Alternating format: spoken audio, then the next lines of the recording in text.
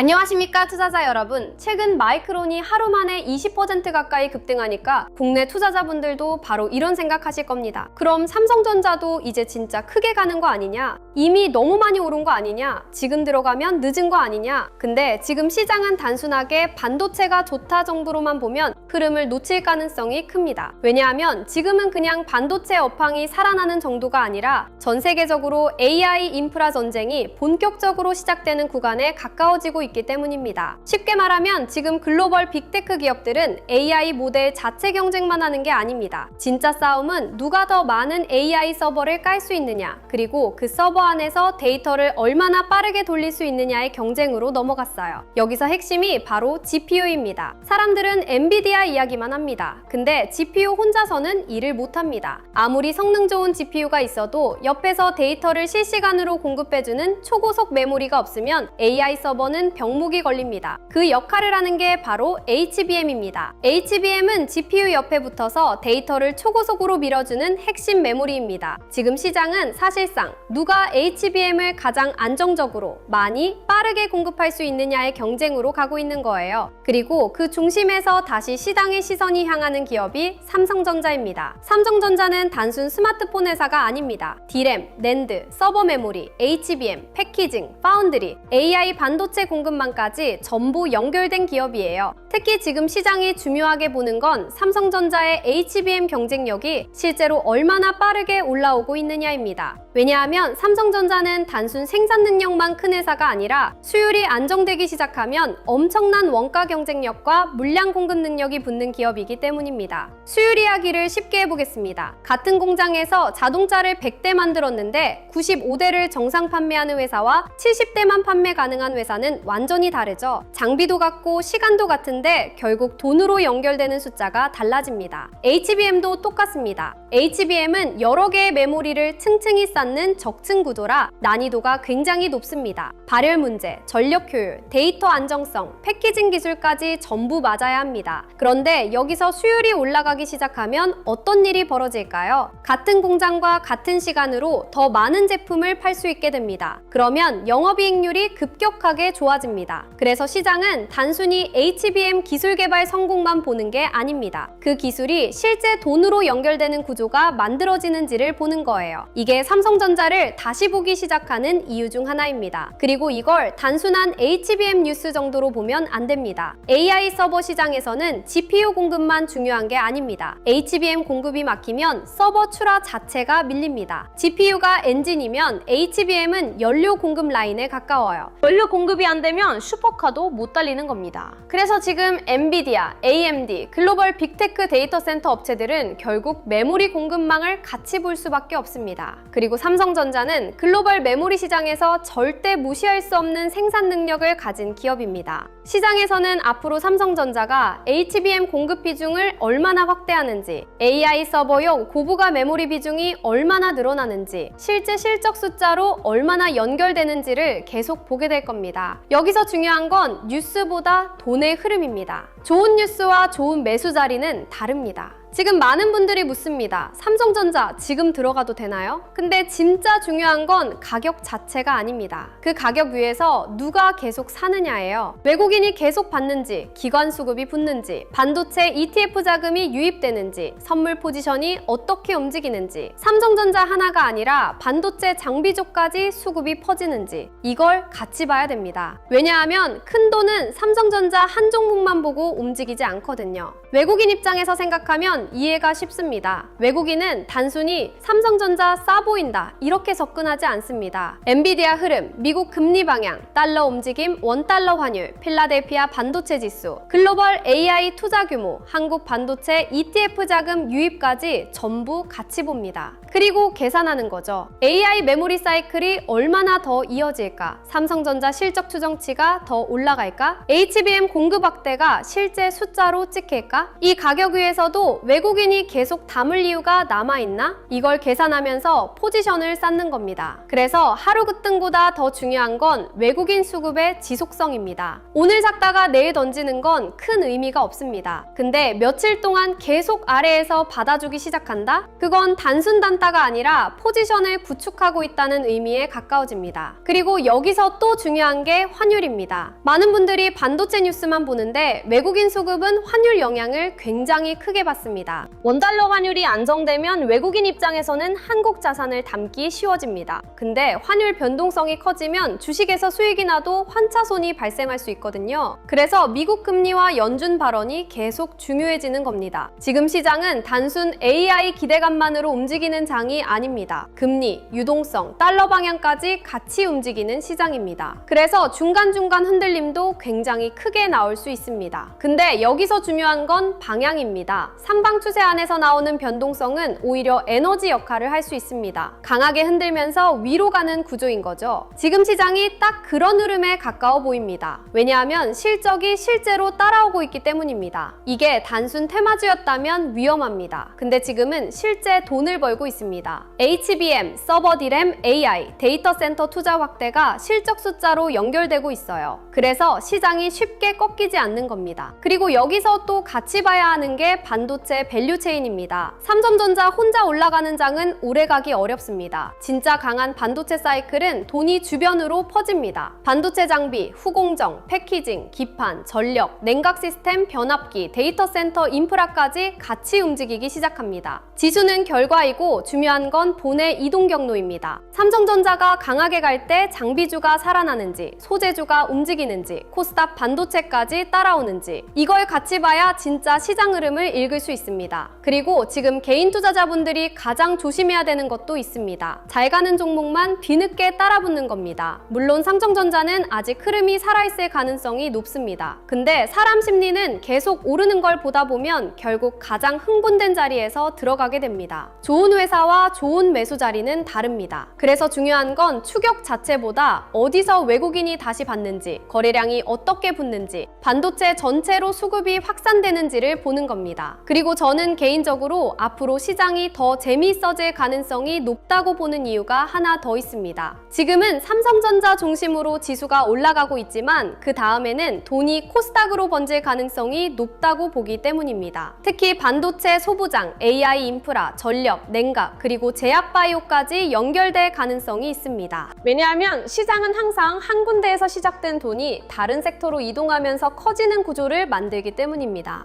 지금은 AI 반도체가 메인 엔진 역할을 하고 있는 단계에 가까워 보입니다. 그래서 결국 중요한 건 오늘 삼성전자가 올랐다가 아닙니다. 내일 그리고 다음 주에도 이 가격 위에서 누가 계속 사는지가 더 중요합니다. 오늘은 어쩌면 시작에 가까운 날일 수도 있습니다. 근데 진짜 중요한 건 그 문 안에서 실제로 자리를 잡는지입니다. 특히 엔비디아 흐름, HBM 공급 뉴스, 외국인 선물 포지션, 환율, 미국 금리 발언이 계속 연결될 가능성이 높기 때문에 지금 시장은 단순히 반도체 오른다 정도로 보면 안 됩니다. AI 인프라 전쟁, HBM 공급 부족, 글로벌 서버 투자 확대, 그리고 그 돈이 한국 반도체로 어떻게 들어오는지까지 같이 봐야 되는 장입니다. 그리고 결국 중요한 건 돈이 어디서 시작해서 어디로 번지는지를 읽는 능력입니다. HBM 뉴스 하나가 나오면 그 다음에 어떤 장비주가 움직이는지, 외국인이 어디를 먼저 담는지, 기관은 어떤 종목을 늦게 따라붙는지, 환율이 받쳐주는지까지 연결해서 볼 수 있어야 시장에서 흔들리지 않습니다. 그래서 이번 자료에는 제가 지금 시장 보면서 중요하게 체크하는 흐름들을 전부 정리해두겠습니다. 코스피 8000의 시대, 돈의 흐름을 읽는 법, AI 주식 보조지표 템플릿, 시장 모니터링 대시보드, AI 종목 스크리닝 리스트, 투자 체크리스트와 원칙 카드, 섹터 테마 분석 리포트, 실전 매매 기록 템플릿까지 같이 드리겠습니다. 이건 종목 찍어주는 자료 아닙니다. 리딩방도 아닙니다. 대신 여러분이 직접 시장을 볼 때 외국인이 어디를 사는지, 어떤 섹터로 돈이 번지는지, 지금이 관심 구간인지 주의 구간인지 스스로 판단할 수 있게 도와주는 기준표입니다. 필요하신 분들은 구독과 좋아요 눌러주시고 댓글창에 구독 완료 남겨주세요. 그리고 설명란 링크 통해서 신청하시면 됩니다. 오늘 영상은 여기서 마치겠습니다. 다음 영상에서는 삼성전자가 지금 가격대 위에서 실제로 안착할 수 있을지, 그리고 HBM에서 시작된 돈이 반도체 장비, 패키징, 전력 인프라, 코스닥 반도체까지 어떻게 확산될 수 있는지 더 자세하게 이야기해 보겠습니다. 끝까지 시청해 주셔서 감사합니다.